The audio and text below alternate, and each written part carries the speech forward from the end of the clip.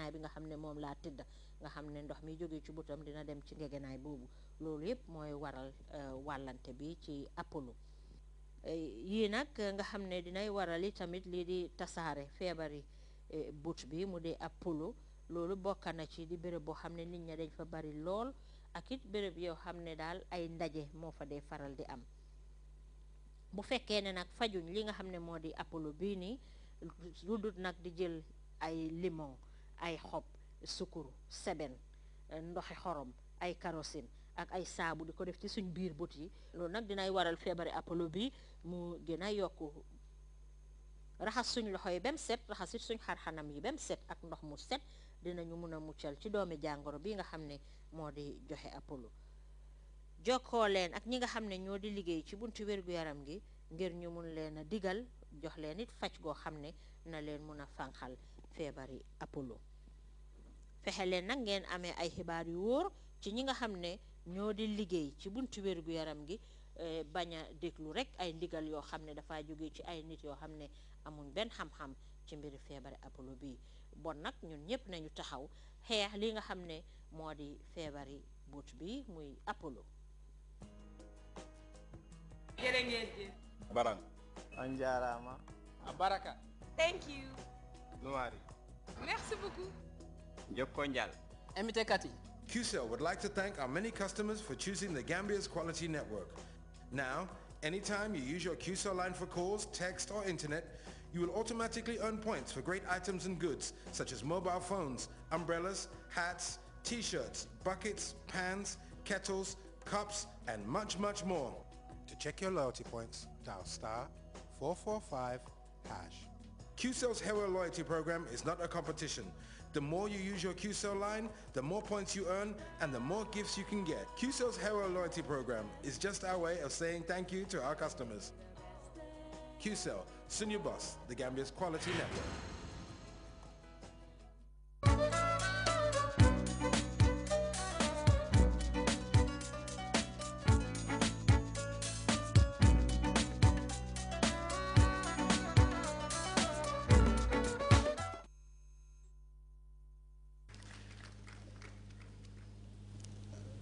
The integration of tertiary institution into the University of the Gambia, Your Excellencies, my chairman, the chairman of the Governing Council of the Gambia College has touched on that a moment ago.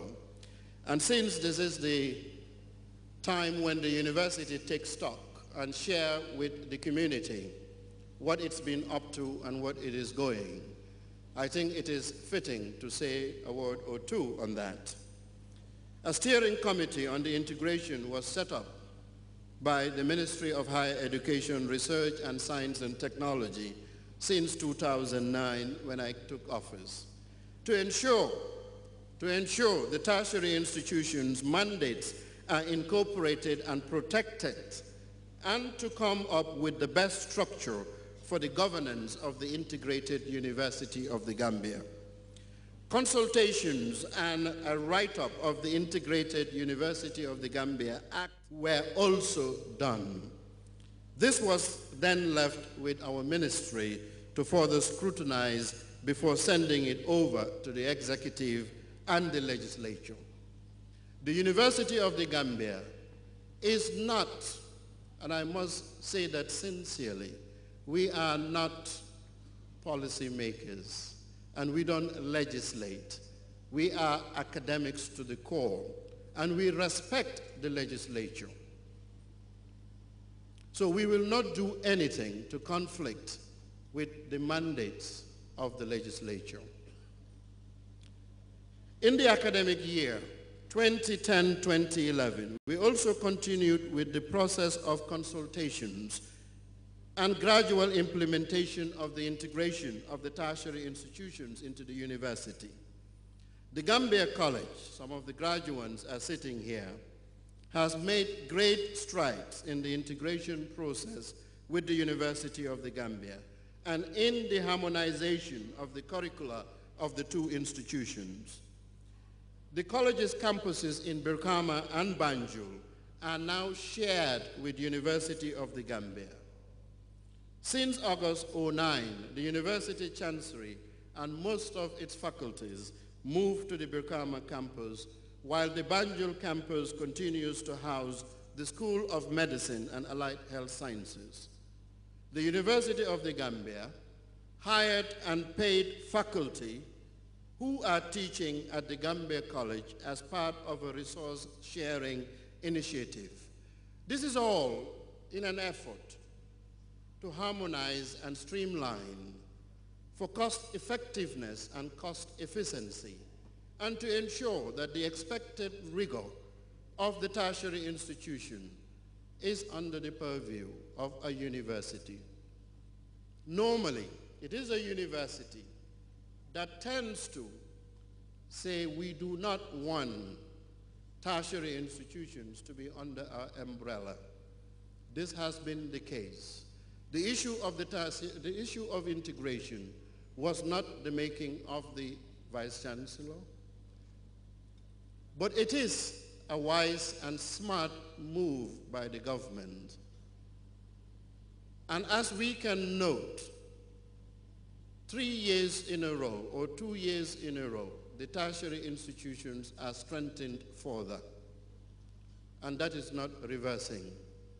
Being part of the university can only help you. It can never hurt anybody. And we are committed to ensure that the mandates of the institutions that were set up, as instructed in the cabinet document, will be protected by this university, so that together we can improve the lot of our citizenry. That this university can assure you.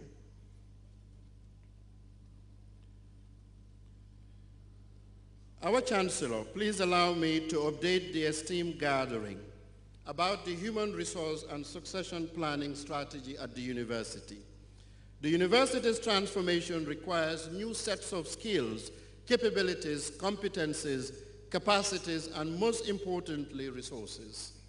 As the Gambia's premier institute of higher learning, the University of the Gambia depends on its human resource capital for the effective design, delivery, and upgrading of its program and professional services, as well as other administrative and support functions.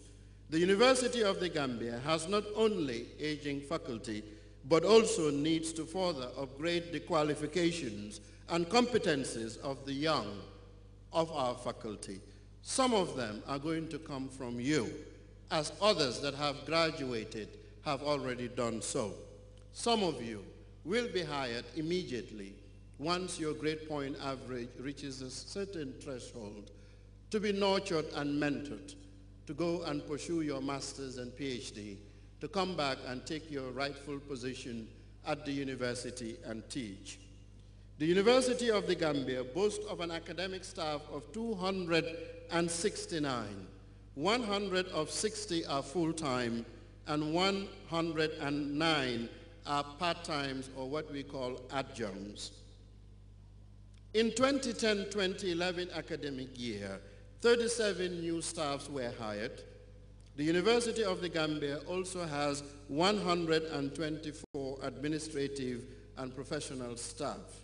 It is important to note that there is an aggressive effort by the University of the Gambia's administration to encourage and hire top graduates as future academics and administrators.